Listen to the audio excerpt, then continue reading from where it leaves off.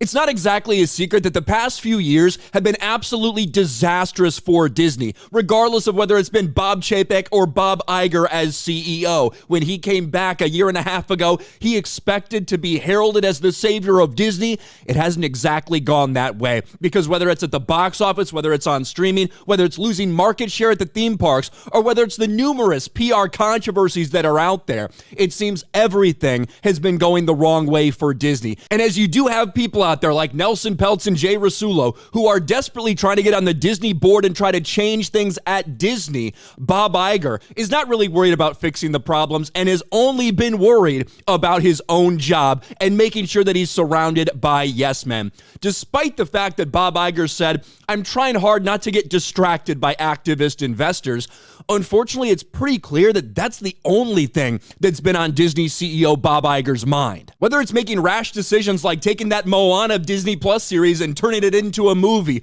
or whether it's things like announcing big video game projects with Epic Games with no idea how many years it's going to take to actually come to fruition, it's obvious that they're making these announcements to try to make it look like everything is fine, when in reality, it's not. And as you have people like Nelson Peltz that are out there that have been making the case for months now why Trian Management, why him and former Disney employee Jay Rasulo should come onto the board so they can help guide this ship in the right direction, Disney activist investor Trian unveils 130-page memo taking aim at Bob Iger's strategy.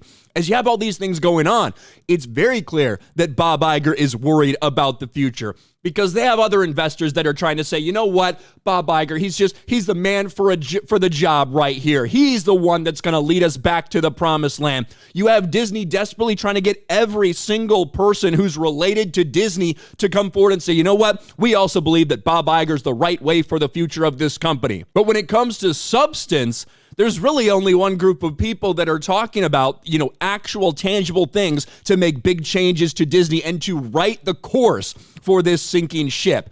And it is really Nelson Peltz and Jay Rasulo. Here's a little bit about what they put out a few days ago. They've done little meetings and explained different things as well. It's very interesting.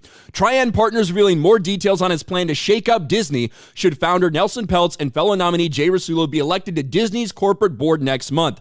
As part of its ongoing proxy fight with Disney, Trian published a 130-page white paper accusing Disney's current board of directors of being the root cause of Disney's underperformance in recent years.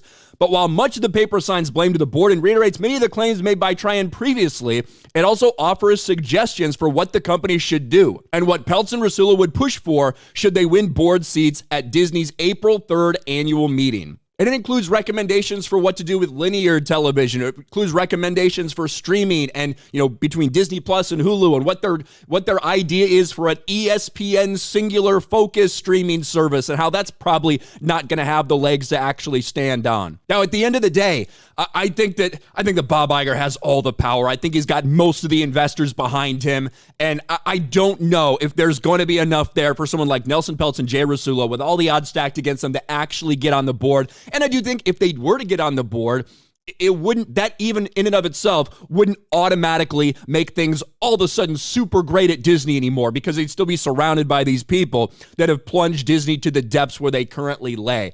However, one thing is very clear, that despite Bob Iger saying, I'm not distracted, don't want to be distracted by this, this is what has been the focus, has been fending off Nelson Peltz, has been making sure that the media helps him do that, making sure all these other investors that want the status quo to remain at Disney, make sure that they get involved. All the Disney grandchildren get involved. This has been the only thing on Bob Iger's mind, and instead of actually fixing this company or attempting to make changes, which I don't even know if he wants to or not, over the last several months, this fight has been the only thing on his mind, and we're going to see in April what actually happens. I have my doubts as if Nelson Peltz or Jay Rasulo can actually get on the board. I don't know if they're going to get enough votes, but certainly Bob Iger has been worried, and that's why we've seen all these different things happen over the past several months. What do you guys think about this? It's continuing to heat up. Let me know in the comments section below. Smash a like button, subscribe to the channel, ring the bell for notifications, share this video out there, and I'll talk to you later.